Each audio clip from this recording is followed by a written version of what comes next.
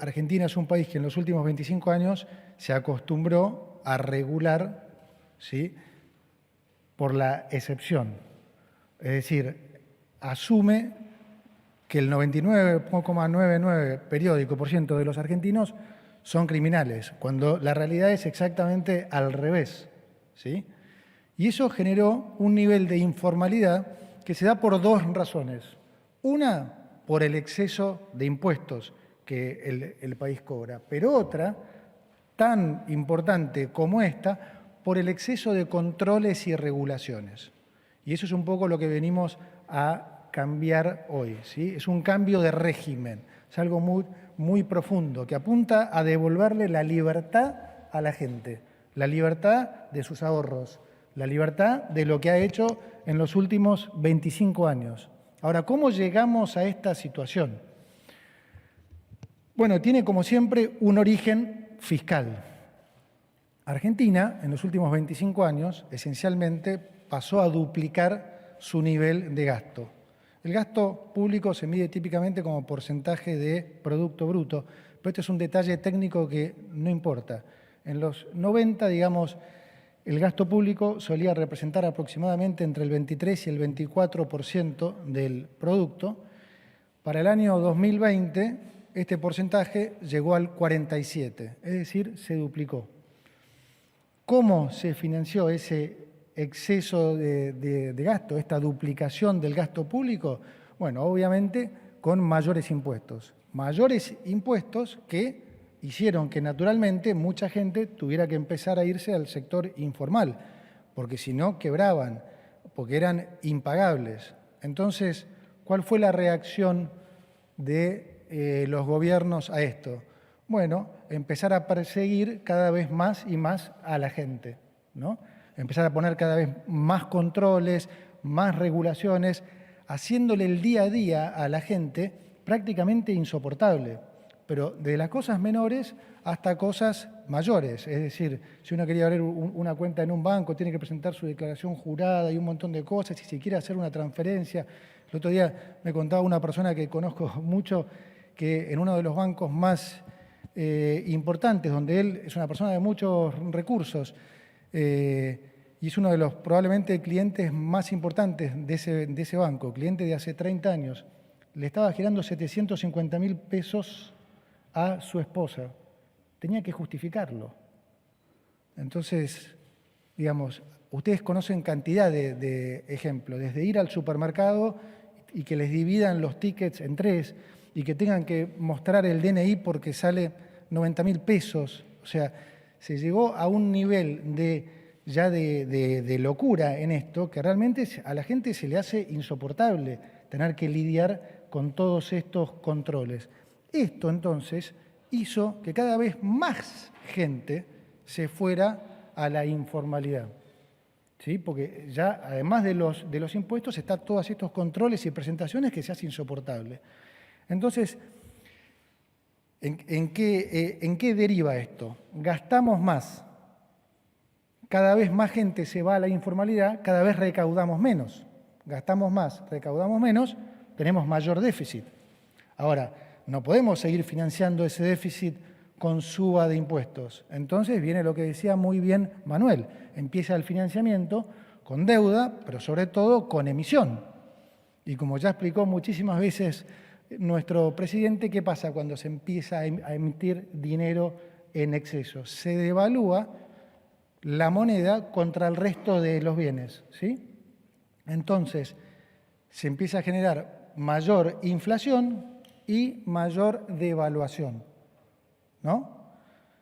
¿Y cuál es la reacción nuevamente del Estado frente a eso? Bueno, poner controles. Entonces, controlemos precios y pongámosle cepo al dólar. Entonces, a raíz de esto, empezó a pasar que la gente también que tenía ahorros en blanco también tenía que empezar a irse al canal informal porque tampoco tenía forma de cambiar esos ahorros, si quisiera, de pesos a dólares. Y todo esto fue exacerbándose en los últimos 25 años al punto que nosotros heredamos la peor crisis económica de la historia, ¿no? Donde había una inflación que ya corría al 1,5% diario, ¿sí? Una inflación mayorista que terminó en el 54% en diciembre, 17.000% anualizado, una brecha del 200%, es decir, y un desbalance monetario que en el caso nuestro se daba por las dos razones. Como siempre dice, el presidente puede darse por exceso de oferta, por caída de la demanda o por la combinación de las dos cosas, que fue el caso nuestro, ¿no? En el último año se habían emitido 13 puntos de producto, había 4 bases monetarias en pasivos remunerados y la gente no quería tener un peso en el bolsillo. Entonces, lo primero fue, obviamente, poner, digamos, en marcha este plan de estabilización que consistió en resolver el problema fiscal en la primera etapa, que hicimos en el primer mes, resolver el problema de la emisión monetaria, que era el doble en términos de déficit de lo que se heredó por déficit fiscal, ¿sí? Y después la recapitalización del Banco Central. Entonces, ¿cuál es la situación actual? Hoy por primera vez estamos en una macroeconomía mucho más ordenada, ¿sí? Es la primera vez en 124 años que tenemos una economía ordenada, pero además hago mucho hincapié en esto porque es importante entenderlo, está ordenada por decisión política, por decisión presidencial. O sea, esto no solo es algo que en términos económicos no hemos visto en 124 años, sino que mucho menos lo hemos visto en términos políticos. Ha habido algún momento en particular que Argentina no tuvo déficit fiscal, 10 años de 124, pero esto se dio en líneas generales porque se estaba saliendo de una megacrisis de mercado y como ustedes saben, cuando hay una crisis de mercado, el ajuste lo hace muy brutalmente el mercado, ¿no? Licuando salarios, licuando gastos. Entonces, hay un periodo en el que esa recuperación hace parecer que la situación mejora. Pero si esto no es producto de una decisión política, pasa lo que le pasó siempre a Argentina. Esos periodos apenas duraban 2 o 3 años. La gran diferencia con respecto a ahora es que hubo una decisión presidencial de llegar a este orden macro.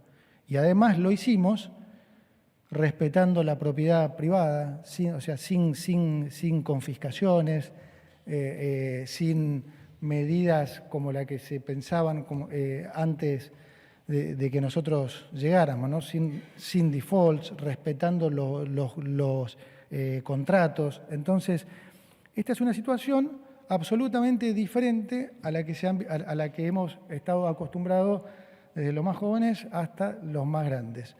Ahora bien, a raíz de esta situación, ahora conecto un poco esto que estamos haciendo con los conceptos que se han venido hablando las últimas semanas, que alguna gente escuchado, estoy tratando de explicarlo de la manera más simple posible, que son el concepto de remonetización y de dolarización endógena.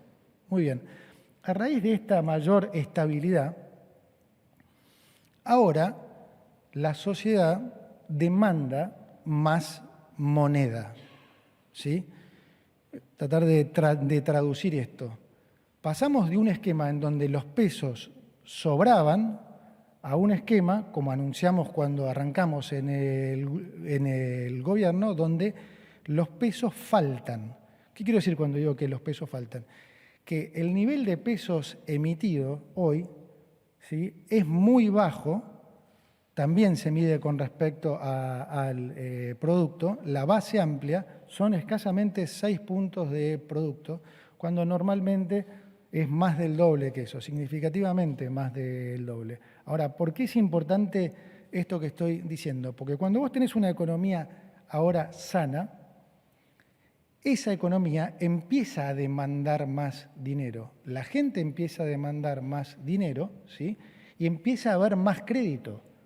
De la misma manera que nadie quería tomar un crédito hace 1 año y medio, porque con una inflación del 100 y pico, si alguien le prestaba plata al 200 o 250% en pesos, ¿quién va a querer tomar un crédito? Nadie. Ahora, habiendo bajado la inflación a estos niveles, ¿sí?, y no teniendo ni el Banco Central ni el Tesoro que tomar plata del mercado, los bancos están volviendo a comportarse como bancos. Y hoy tienen mayor demanda de crédito. El crédito ha crecido al 50% en términos reales. Hay más gente que le gustaría tomar crédito hipotecario para comprarse su casa o para comprarse un auto o para comprarse una moto. ¿Y qué es lo que sucede? Algunos bancos ya no tienen pesos. Porque, como digo, nosotros fuimos a un esquema monetario muy rígido. No emitimos pesos desde hace 1 año. Entonces, nosotros necesitamos, para seguir creciendo la economía a estos niveles, que están en el entorno al 6%, necesitamos que la economía se remonetice. ¿Qué quiere decir esto? De vuelta, que haya más dinero en la economía. ¿Y por qué digo dinero y no necesariamente pesos? Porque estamos en competencia de monedas y a nosotros nos da lo mismo que la remonetización se produzca en pesos o en dólares. Es decir, al comerciante que vende el auto, lo que quiere es venderlo. No le importa si lo vende en pesos o si lo vende en dólares. Hasta es casi más natural que este proceso de remonetización se produzca en dólares. ¿Por qué? Porque pesos hay solamente el equivalente a más o menos 37.000 millones de dólares. En cambio, dólares, hay, depende de las estimaciones, entre 5 y 10 veces esa cantidad de pesos. Entonces, lo normal es que este proceso de remonetización también se produzca en dólares.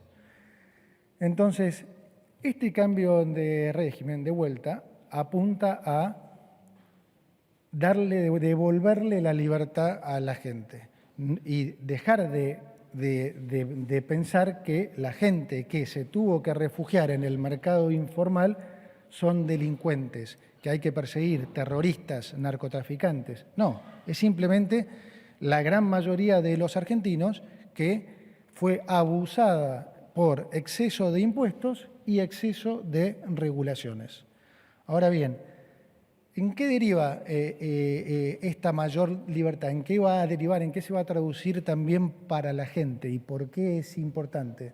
Porque si nosotros logramos que esta remonetización también se dé, ya sea en pesos o en dólares, vamos a lograr que la economía siga creciendo, que este crecimiento ya pase a ser sostenido, que se mantenga en el tiempo. Y si nosotros logramos que este crecimiento se mantenga en el tiempo, ¿sí?, dependiendo si logramos que la economía pueda crecer entre un 6 o un 8%, que son niveles que tranquilamente Argentina puede seguir manteniendo por los próximos años, desde el Estado le vamos a estar devolviendo al sector privado en baja de impuestos entre 420.000 y 550.000 millones de dólares. ¿Cuánto es eso? Un montón. Es una barbaridad. Es lo que le va a permitir al sector privado ser más competitivo y por las buenas razones. ¿Sí? En Argentina estamos acostumbrados a que para ser competitivo hay que devaluar. Argentina tiene que parecer barata en dólares y eso es a costa de salarios bajos de los laburantes. No, o sea, hay que ganar competitividad bajando impuestos, bajando regulaciones, abriéndose al mundo a competir y las empresas invirtiendo. Ese es el modelo al que nosotros estamos yendo y ese es el modelo que tratamos de hacerle entender al empresariado que ha cambiado, ¿no? Esto va también a ayudar mucho en esto. Y en definitiva es para todos los argentinos. Cuando decimos de este régimen, no es para el que logró escapar, no es para el que se fue al sector informal. Para los que pagamos impuestos, esto es muy importante también, porque los que pagamos impuestos, ¿qué queremos? Pagar cada vez menos, ¿no? Entonces, este cambio, es un cambio hacia la formalidad, pero por la positiva. Como bien dijo Manuel, si la política quiere que la gente vuelva a confiar en la dirigencia tiene que empezar a confiar en la gente. Entonces, esto va a ayudar a que haya mayor formalidad. Entonces, la combinación de que haya mayor formalidad y que haya mayor crecimiento, eso nos va a permitir recaudar más por las dos vías. A sabiendas que nosotros no aumentamos el gasto, sino por el contrario, seguimos cuidando el gasto, cada vez vamos a tener mayor superávit, mayor ahorro. Ese mayor ahorro nos va a permitir, de vuelta, como dije antes, poder devolver mayores montos en impuestos al sector privado. Entonces, esto va a permitir que los que pagamos impuestos a nivel personal paguemos cada vez menos y que las empresas también paguen cada vez menos, lo que de vuelta va a hacerlas más eficientes y va a permitir entonces que la gente también pueda acceder a mejores productos a mejores precios. Entonces, esto en resumen va a derivar en algo extremadamente positivo para todos los argentinos. Vamos a tener mayor formalidad, vamos a tener menores impuestos, va a haber finalmente creación de empleo, va a haber mejora en los salarios y vamos a tener acceso a mejores productos a mejores precios.